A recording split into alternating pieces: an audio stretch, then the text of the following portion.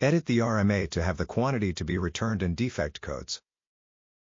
Make sure to clear the rows of the order you won't be reworking. Click Update. Create PO to receive the part from the customer. Go into the PO and receive the part into inventory. Best practice is to move the part into a separate bin named after the RMA. Back in the RMA, select Create Order on the right.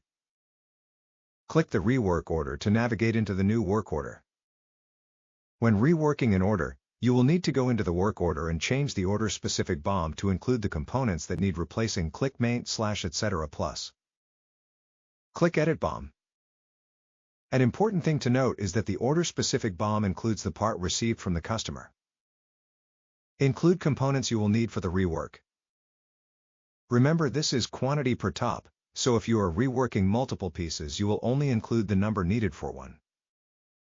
Make sure to hit Update Order-Specific BOM when finished adding all of the replaced components. Track labor and pick parts as you would a normal work order. When selecting your top-level part, make sure you select the bin that was received from the customer. Scroll down and click Update. Choose your ship quantity. Create invoice and ship this reworked order back to the customer. Navigate back to your RMA. Now you are able to close your RMA. Scroll and that's it. You're done.